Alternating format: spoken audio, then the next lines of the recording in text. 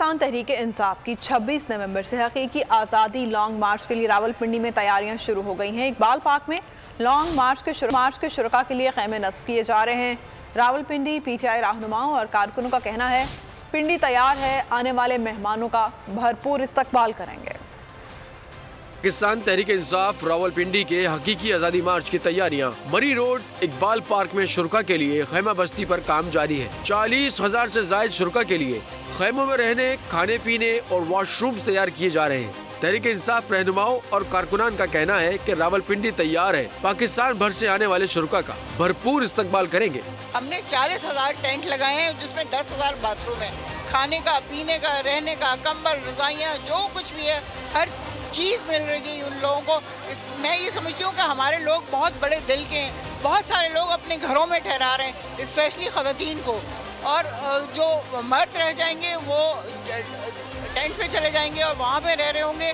कारकुनान का मजीद कहना है कि शुरका के खाने पीने का मुकम्मल इंतजाम होगा। अगर पीटीआई के मुतालबात तस्लीम ना हुए तो जब तक इमरान खान कहेंगे धरना देंगे। अगर आपको ये वीडियो पसंद आई है तो हमारे चैनल को सब्सक्राइब करें और बेल आइकन को प्रेस करें।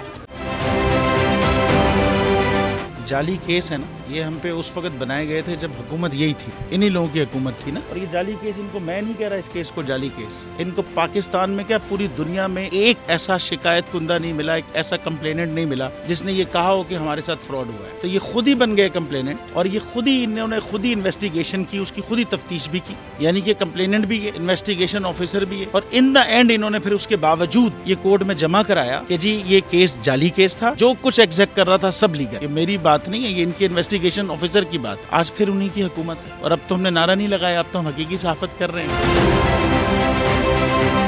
आप ये समझें, ये जो हक है ना, हक पे खड़े रहना और हक को बोलना, ये दूर से लगता है तन्हा हो गए लोग। आप खान साहब को देखें, तन्हा दिखाई देने, सारी जमातें मिलकर उनके खिलाफ हैं, लेकिन आज भी पाकिस्तान की आवाम उस हक की आवाज़ के पीछे जो है 80% से ज़्यादा आवाम उनके साथ है। एग्जैक्टली इसी तरीके से बोल की कहानी है। सब्सक्राइब करें और बेल दबाएं ताकि कोई खबर रह न जाए।